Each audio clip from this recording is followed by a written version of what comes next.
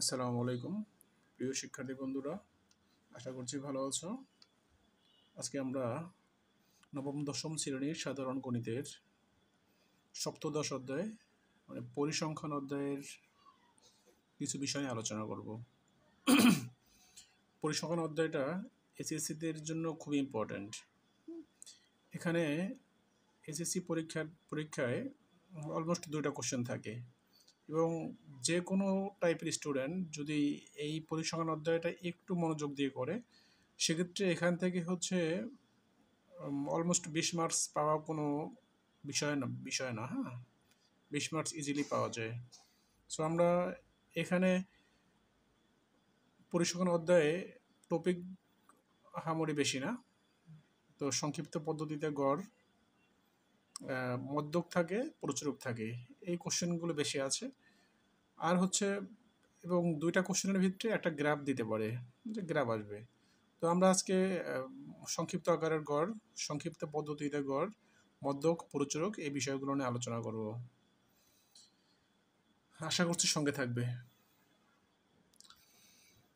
আমরা আমরা এখানে পাঠ্য বইয়ের 14 নম্বর সৃজনশীলের একটা ছক নিয়েছি। এই ছক থেকে আমরা এখন মধ্যক কীভাবে বের করা যায়, এই ছক থেকে আমরা মধ্যকটা নির্ণয় করব। হ্যাঁ, তো মধ্যক নির্ণয়ের সূত্র হচ্ছে,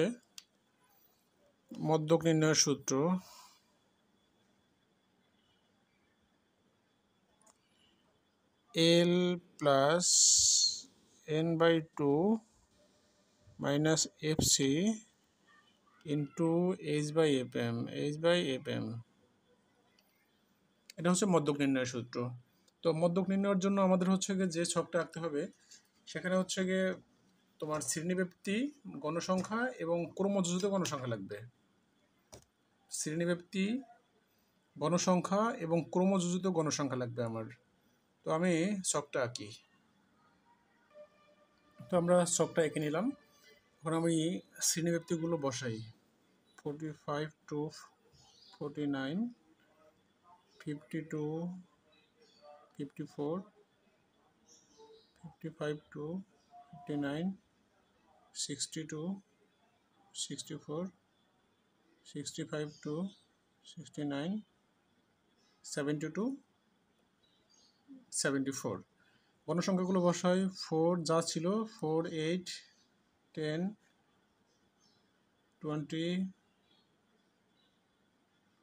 12, 6। এখন ক্রমযোজিত গণসংখ্যা বলতে যেটা বুঝি আমি, সেটা গিয়ে প্রথম গণসংখ্যাটা যেটা আছে এটা বসাবো। দেন গিয়ে এই ক্রমযোজিত গণসংখ্যার সাথে পূর্ববর্তী যে গণসংখ্যা আছে, তার পরবর্তী গণসংখ্যা আছে, সেই পরবর্তী গণসংখ্যা যোগ দিব। তাহলে কি হয়? 4 + 8 = 12। আর সেম এই ক্রমযোজিত গণসংখ্যার সাথে এটা যোগ দাও। কত হয়?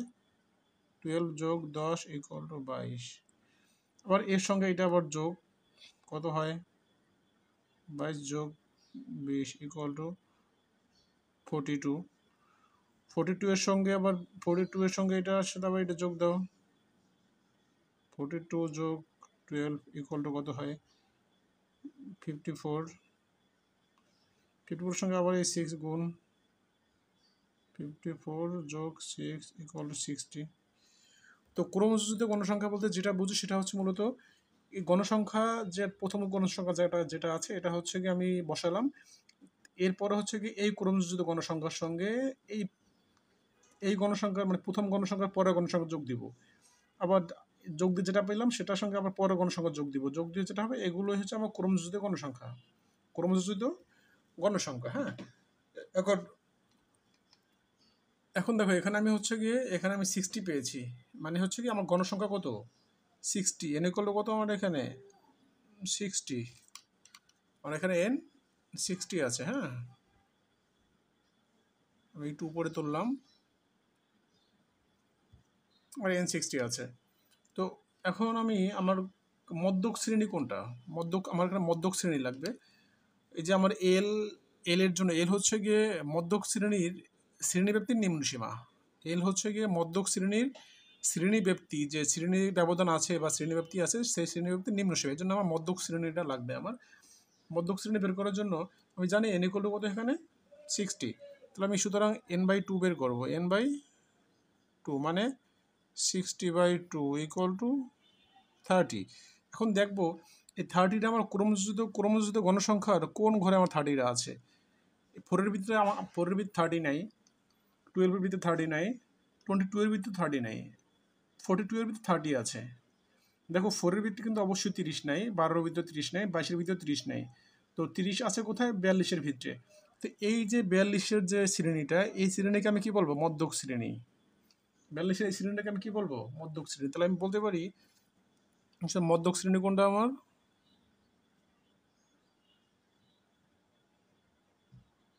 আমার মধ্যক শ্রেণী হলো 60 to 64। ক্লিয়ার? আমি এখন এখান থেকে যে ইনফরমেশনগুলো পেয়েছি সেগুলো আমি একটু করে বসাবো। হ্যাঁ,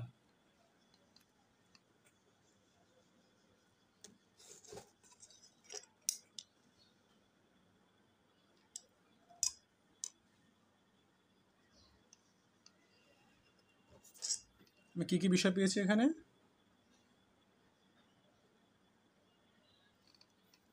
এখানে পেয়েছি এল কত? এল 60, n/2 আমি মাত্র বের করেছি 30। আমার এফসি হচ্ছে, এফসিটা বলি, এফসি হচ্ছে কি মধ্যক শ্রেণী যেটা আছে এই 60 থেকে 64, এই শ্রেণীর নাম মধ্যক শ্রেণী বলছি, আমি বের করছি এইমাত্র। এই মধ্যক শ্রেণীর যে ক্রমযোজিত গণসংখ্যা আছে 42, এই ক্রমযোজিত গণসংখ্যার পূর্ববর্তী ক্রমযোজিত গণসংখ্যা।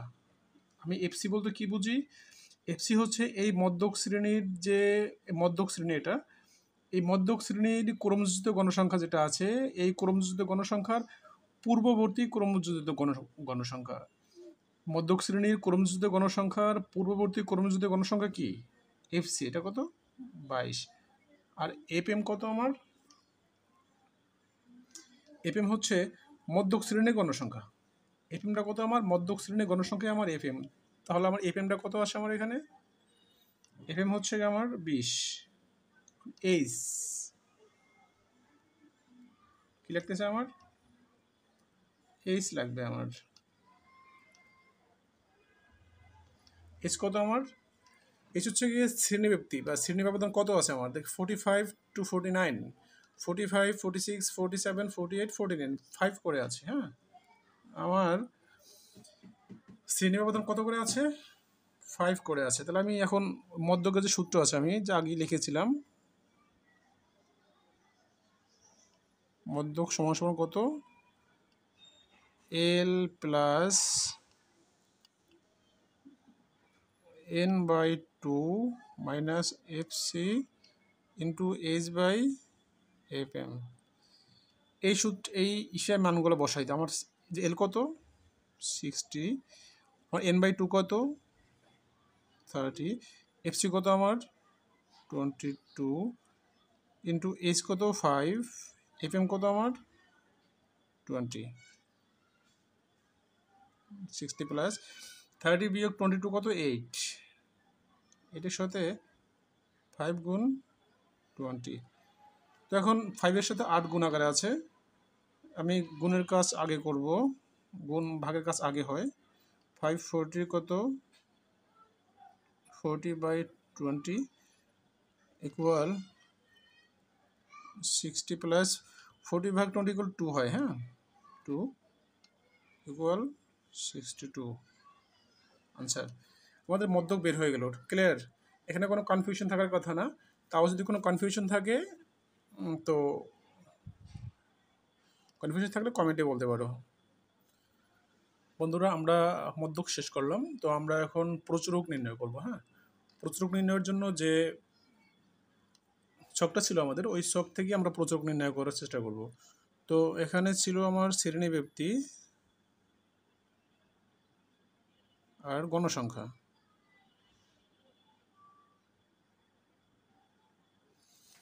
শ্রেণীব্যাপ্তি কত কত ছিল আমার? 45 থেকে 49, 45 to 49, 50 to 54, 50 to 54, 55 to 59, 60 to 64, 60 to 64, 65 to 69, 69, 72 to 74। গণসংখ্যাগুলো কত ছিল? 4 ছিল, 8 ছিল, 10, 20, 12, 6। এখন আমার প্রচুরকের সূত্র একটা আছে। প্রচুরকের সূত্রটা কি? প্রচুরকের সূত্র হচ্ছে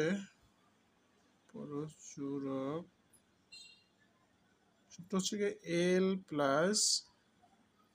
plus f1 divided by f1 plus f2 into H. এটা প্রচুরকের সূত্র আমার।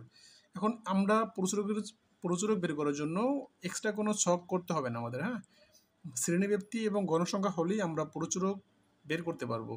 তো আমার প্রচুরক কোন জায়গায় আছে আমার?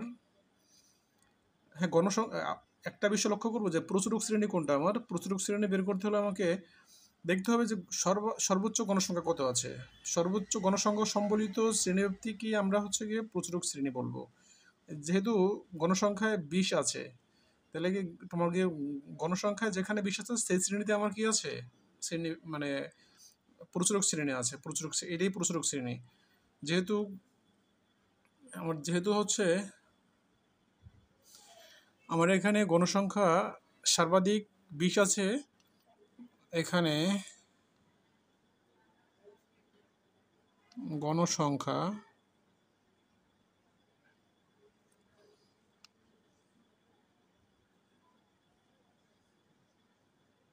সর্বাধিক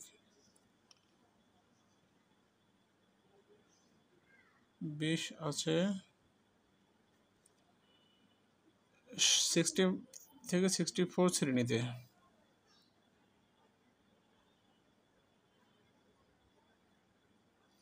সুতরাং প্রচুরক শ্রেণী এটাই। প্রচুরক শ্রেণী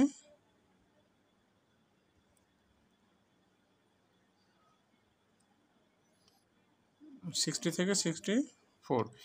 এখন প্রচুরক শ্রেণী আমার লাগবে কেন?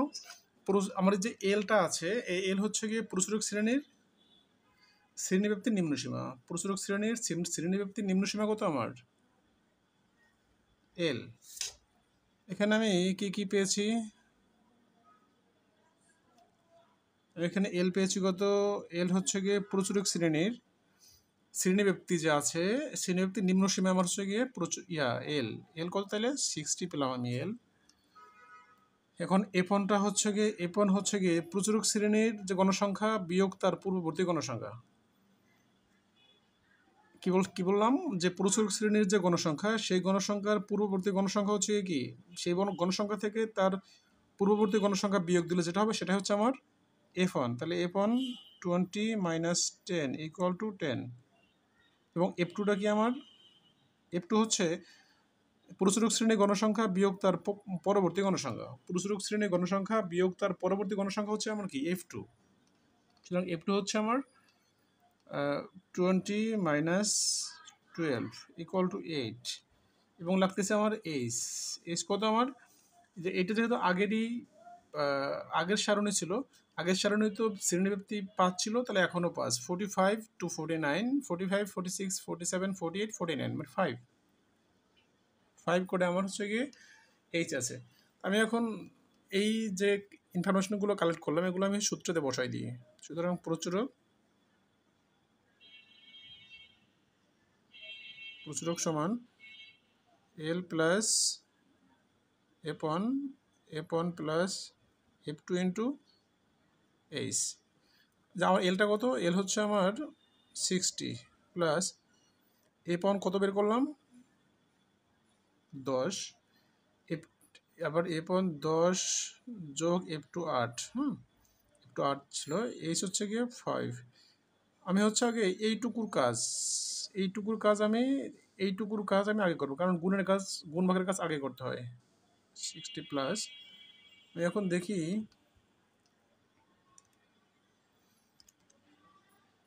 10 ডিভাইডেড বাই 18 গুণ 5 2.77 মানে 2.78 লিখতে পারি আমি।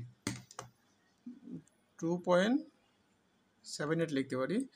2.78 গুণ 60, তাহলে কি হয় 62.78, 62.78, এটা আমার প্রচুরক আনসার।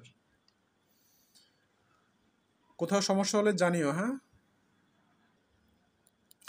প্রিয় শিক্ষার্থী বন্ধুরা, আমরা হচ্ছে এখন অবিন্যস্ত উপত্য হতে গণসংখ্যা নিবেশন সারণী তৈরি করব।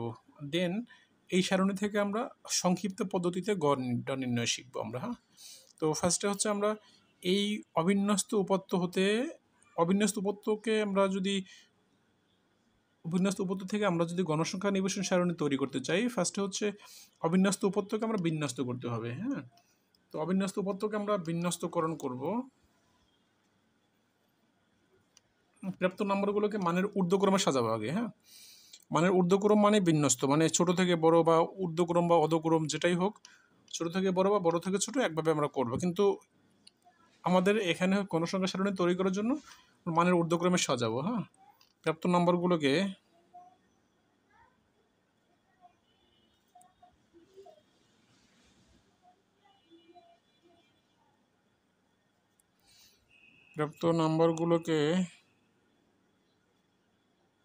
মানের ঊর্ধ্বক্রমে সাজাই।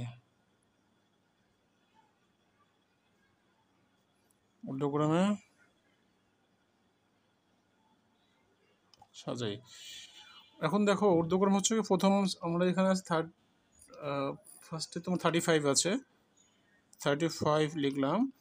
পরে আমার 35-এর পরে আমরা কি আছে দেখি আমি,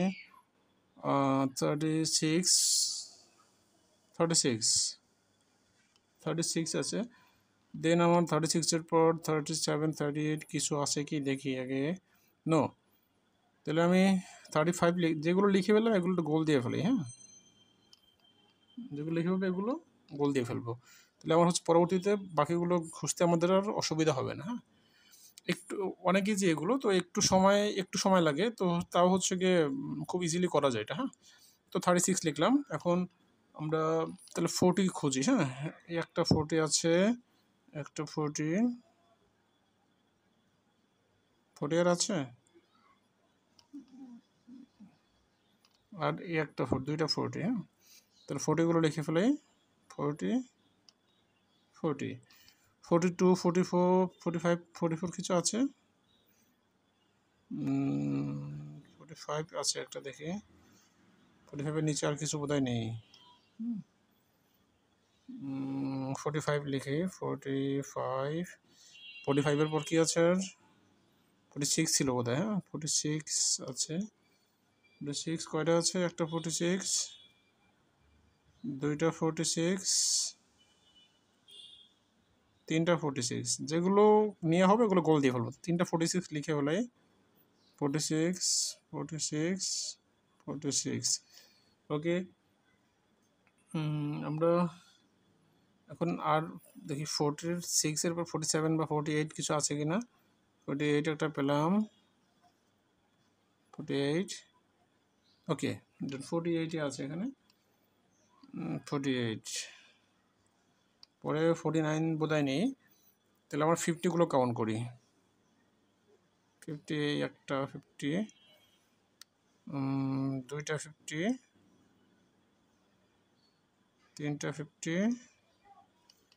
তিনটা 50 আমার পাওয়া গেছে। 3টা 50 আছে। 50, 50, 50।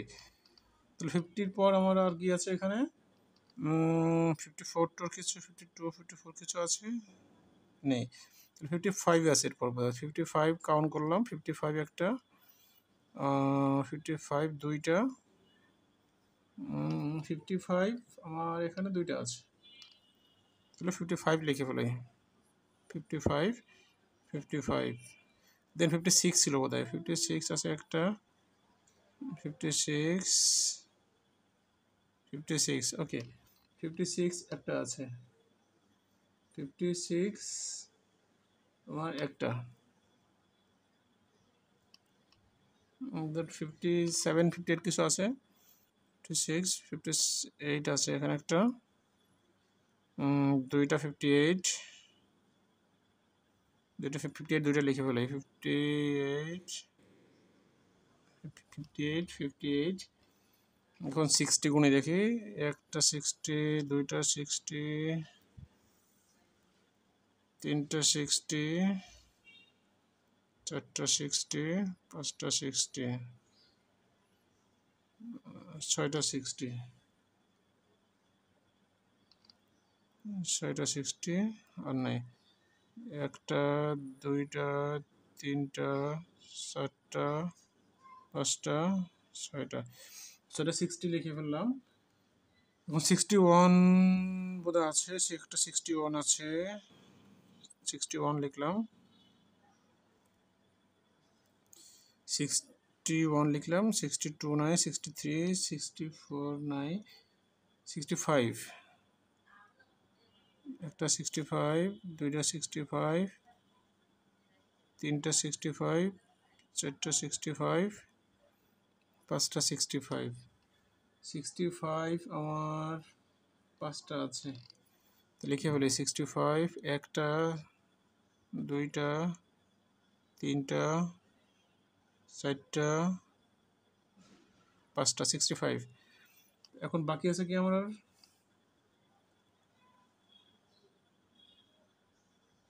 68, 68। এখন দেখি আমি গুনে যে আমার 30টা হয়েছে কিনা। আমার 1 2 3 4 5 6 7 8 9 10 11 12 13 14 15 16 17 18 19 20 21 22 23 24 25 26 27 28 29 30। ওকে, আমার 30 জনের হচ্ছে 30 জনের নাম্বার দেওয়া ছিল। আমরা 30 জনের মানকে আমরা মানের ঊর্ধ্বক্রমে সাজাইলাম। হ্যাঁ,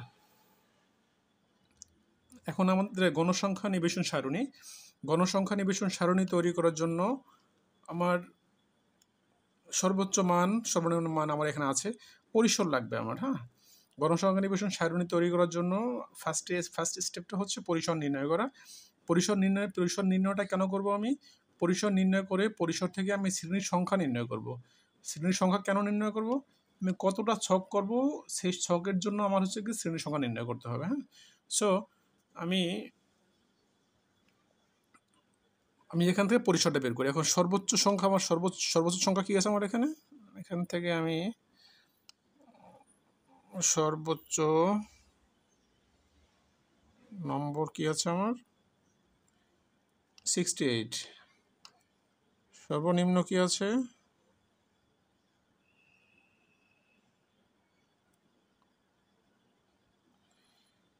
35। সুতরাং আমার পরিসর কি আসে আমার? সুতরাং পরিসর সমান কি? সর্বোচ্চ সংখ্যা, সর্বোচ্চ মাইনাস সর্বনিম্ন প্লাস 1, এটা পরিসরের সূত্র। সর্বোচ্চ মাইনাস সর্বনিম্ন প্লাস 1, সর্বোচ্চ নম্বর কত আমার? 68 মাইনাস সর্বনিম্ন 35 প্লাস 1, এটা পরিসরের সূত্র। তাহলে 35 33 হয়, 33 প্লাস 1 ইকুয়াল টু 34। এখন আমি এখানে শ্রেণী সংখ্যা বের করবো। হ্যাঁ, আমি শ্রেণী ব্যবধান ধরবো। এখানে আমি একটা শ্রেণী ব্যবধান ধরে নিজের মতো করে ধরে, যদি কোশ্চেনে যদি উল্লেখ করা থাকে শ্রেণী ব্যবধান 5 ধরে করতে হবে, তাহলে তোমাকে 5 ধরে করতে হবে।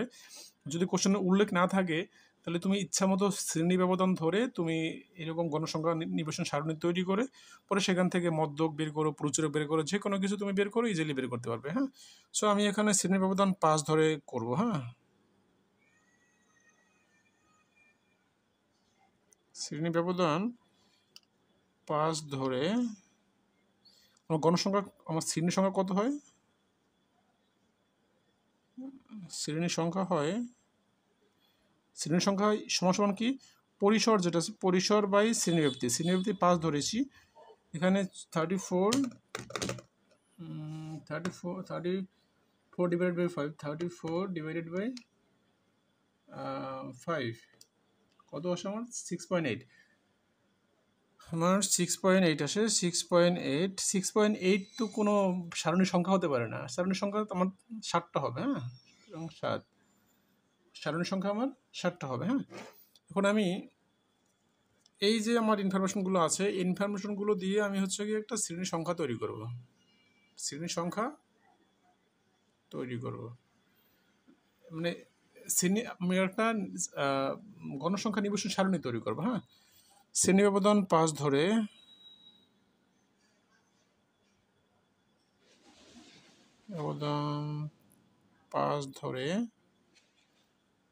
গণসংখ্যা সারণী তৈরি করি, গণসংখ্যা নিবেশন সারণী তৈরি করি।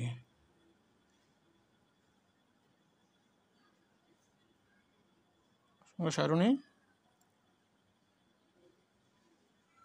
তৈরি করি।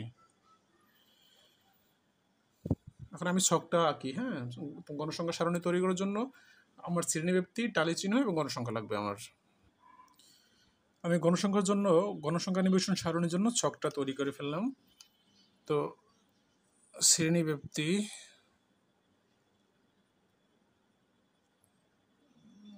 টালি চিহ্ন, গণসংখ্যা।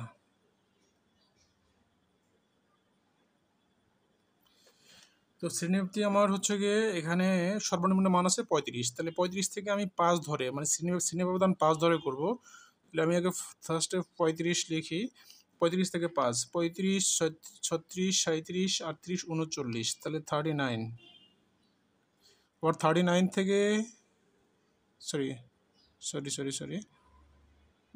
থেকে 5 মানে 44। তো আবার 45 থেকে 5 মানে 5 করে ব্যবধান 49 হয়।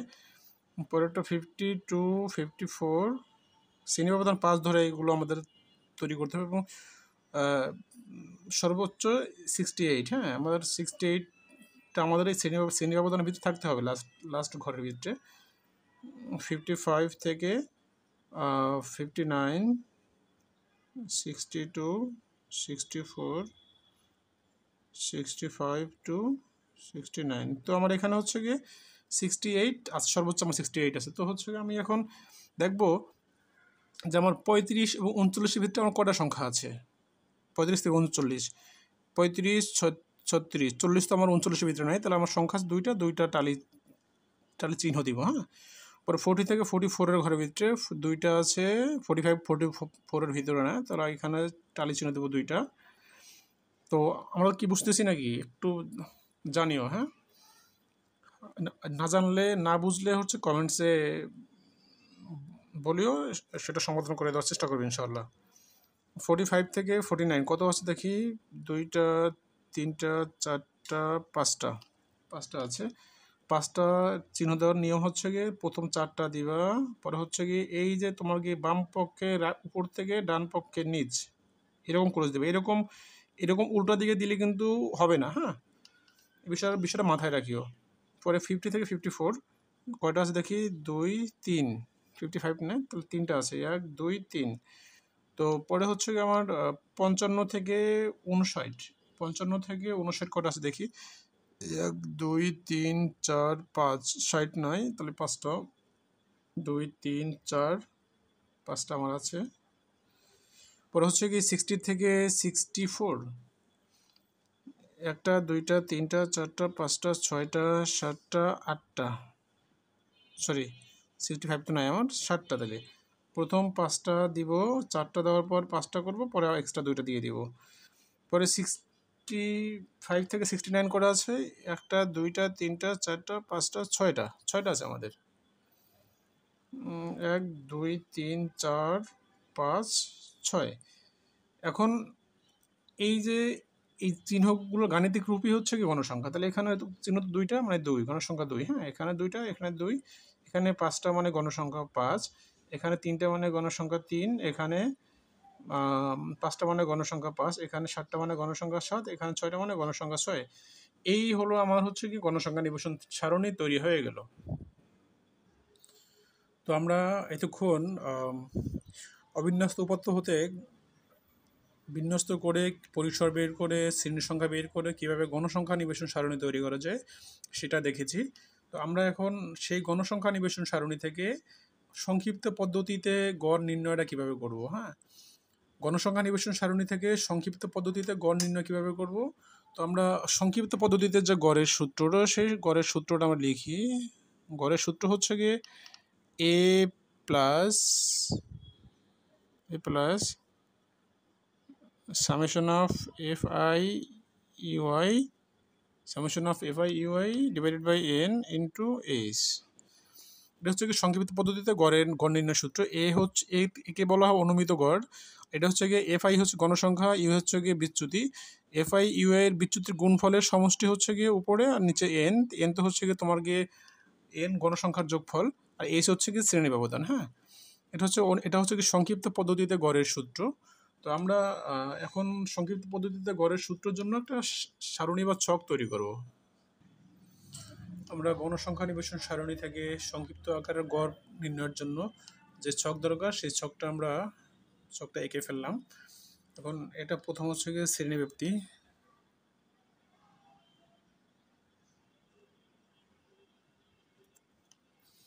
শ্রেণী মধ্যমান, পরেরটা শ্রেণী মধ্যমান, শ্রেণী মধ্যমানকে আমরা এক্স আই দ্বারা সূচিত করি। পরে তোমার গণসংখ্যাকে আমরা এফ আই দ্বারা সূচিত করি। পরে তোমার ধাপ বিচ্যুতি,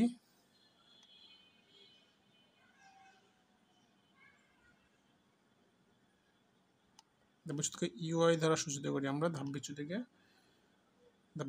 ইউআই দ্বারা সূচিত করি আমরা। পরেরটা হচ্ছে গিয়ে এফ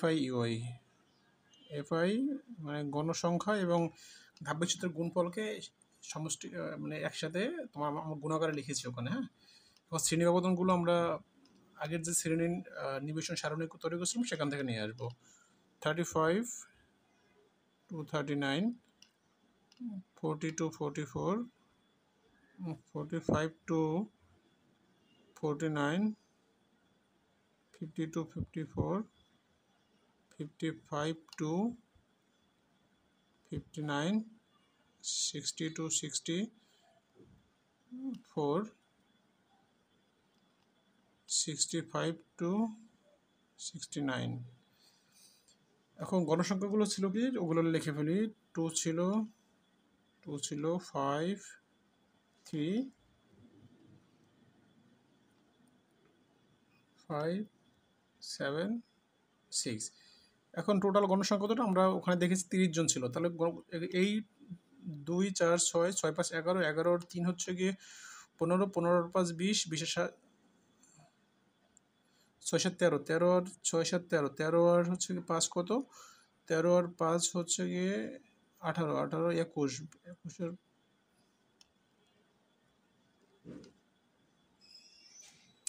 দেখি আমরা হচ্ছে কি 2, 2, 4, 4, 5, 9, 9, 3, 12, 12 আর 5, 17, 17 আর 7, 24, 24 আর 6, 30। তাহলে আমরা হচ্ছে গিয়ে গণসংখ্যা 30 পেয়ে গেলাম। এখন আমরা শ্রেণী ব্যবধান বের করি কিভাবে, সেটা আমরা হচ্ছে গিয়ে বোধহয় দেখেছি।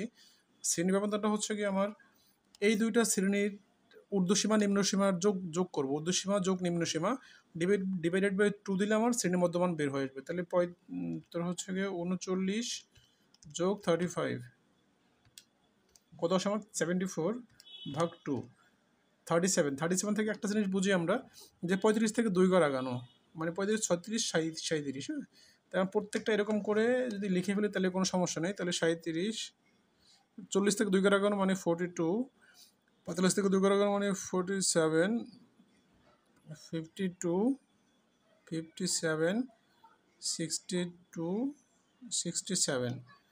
আশা করছি তোমরা বুঝে গেছো। ধাপ বিচ্যুতি হচ্ছে গিয়ে মাঝখানের যে ঘরটা আছে, এখন এখানে ঘর কটা 1টা 2টা 3টা 4টা 5টা 6টা 7টা ঘরে 3টা বাদ দিলে মাঝখানের ঘরটা হচ্ছে গিয়ে এটা মাঝখানের ঘর হিসেবে থাকে। হ্যাঁ, যেটা বলছিলাম সেটা হচ্ছে আমার ধাপ বিচ্যুতি হচ্ছে একদম মাঝখানে যেটা আছে এটাকে শূন্য ধরবো। তাহলে মাঝখানে কোনটা আছে, এই উপরে 3টা বাদ নিচে 3টা বাদ, তাহলে মাঝখানে এই ঘরকে আমরা কি ধরবো, এই ঘরকে আমরা শূন্য ধরবো। শূন্য ধরে উপরের দিকে মাইনাস দেবো, -1, -2, -3। এটা হচ্ছে গিয়ে এটা একটা সূত্র আছে, সেই সূত্র আমরা হচ্ছে গিয়ে মানে সেই সূত্র ইউজ না করে এইভাবে সংক্ষেপে এইভাবে দিলেই হয়। তো 1, 2, 3, হ্যাঁ, সূত্রে অ্যাপ্লাই করলে এই বিষয়গুলি আসে। তাহলে আমরা হচ্ছে গিয়ে খামাখা ঝামেলার ভিতরে না যাই। তো জাস্ট শূন্য দিয়ে উপরের দিকে -1, 2, 3, নিচের দিকে -1, 2, নিচের দিকে প্লাস, উপরের দিকে মাইনাস করে দিয়ে দিব। হ্যাঁ, এখন হচ্ছে গিয়ে আমার এফআইইউআই মানে হচ্ছে গিয়ে ধাপ বিচ্যুতি গুণ গণসংখ্যা, তাহলে কত হয় 2 - 3 = -6। তো হচ্ছে গিয়ে 2 - 2 মানে -4, 5 - 1 মানে -5, 0 × 3 মানে 0, শূন্যর সঙ্গে যাই কিছু গুণ ভাগ হোক না কেন সেটা শূন্য হয়ে যাবে। হ্যাঁ, তো এখন হচ্ছে গিয়ে তো 5 × 1 5, 7 × 2 14, 6 × 3 হচ্ছে গিয়ে 6 × 3 18। তো হচ্ছে গিয়ে আমার সামেশন অফ FI UI যদি বের করতে চাই তাহলে এটা আমি টোটাল যোগ দিয়ে দিই। হ্যাঁ, -6 -4 -5 +5 +14 +18, 22 আসে, 22। হ্যাঁ, 22 আসে। এখন আমার অনুমিত গড়টা হচ্ছে গিয়ে যে আমি যেই গড়টাকে শূন্য ধরেছি সেই ঘরের মধ্যমানটা হচ্ছে গিয়ে কি আমার অনুমিত গড় A। ক্লিয়ার? তো আমরা হচ্ছে গিয়ে যেই ঘরটাকে আমরা ধাপ বিচ্যুতিতে শূন্য ধরেছিলাম সেই ঘরের সেই শ্রেণীর যে শ্রেণী মধ্যমান, সেই মধ্যমানটাই হচ্ছে কি আমার এ, অনুমিত গড় এ। হ্যাঁ, সেই মধ্যমানটাই আমার অনুমিত গড়ের এ হচ্ছে কি সেই ঘরের মধ্যমান। ক্লিয়ার? আশা করি বুঝেছো। আমি এখানে কি কি পেলাম সেগুলো একটু লিখি। এখানে অনুমিত গড়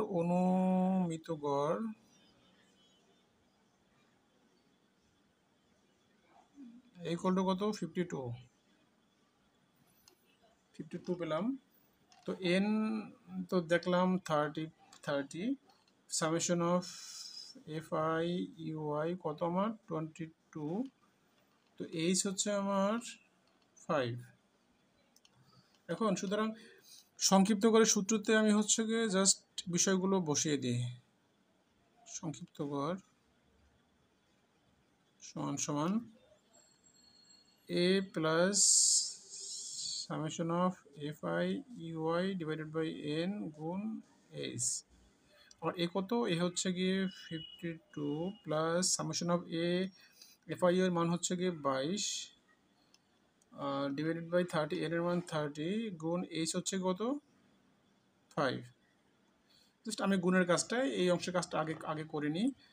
তো আমি হচ্ছে যদি 22 গুণ 5 দিই ডিভাইড বাই 30 আর 3.66 মানে 3.67 লিখতে পারি আমি। হ্যাঁ, 3.67 52 আর 3 55, তাহলে 55.67 মানে 55.67। তো আশা করছি হচ্ছে গিয়ে তোমরা মধ্যক, প্রচুরক এবং সংক্ষিপ্ত পদ্ধতিতে গড় এবং অবিন্যস্ত উপত্য থেকে উপত্যগুলোকে বিন্যস্ত করে সেখান থেকে গণসংখ্যা নির্বাচন সারণী তৈরি করতে পারবে। তারপরে যদি কোনো সমস্যা থাকে সেটা কমেন্ট সেকশনে জানিয়ে দিও, আমি সেটা সমাধান করার চেষ্টা করবো ইনশাআল্লাহ। আর আমাদের হচ্ছে গিয়ে পরিসংখ্যান অধ্যায়ের বেসিক এবং মূল বিষয়গুলো যেগুলো ছিল, তোমরা হচ্ছে গিয়ে যে কোনো বোর্ড কোশ্চেন যদি তোমরা দেখো তাহলে গিয়ে সেখানে দেখবে যে তোমার হচ্ছে গিয়ে পরিসংখ্যান অধ্যায় থেকে দুটো কোশ্চেন সবসময় আসে এবং প্রত্যেকটা কোশ্চেনের ভিতরে হচ্ছে গিয়ে গড়, মধ্যক, প্রচুরক বিষয়গুলো থাকবে এবং দুটো কোশ্চেনের ভিতরে একটা কোশ্চেনের ভিতরে হচ্ছে গিয়ে এক লেখচিত্র চাইতে পারে বা মাঝে মাঝে দুইটা কোশ্চেনের ভিতরে লেখচিত্র দেওয়া থাকে, মানে তোমার দিতে বলে।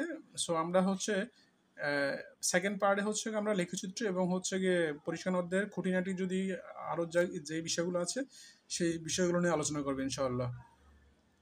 সবাই ভালো থাকবে, সুস্থ থাকবে। আল্লাহ হাফিজ, আসসালামু আলাইকুম।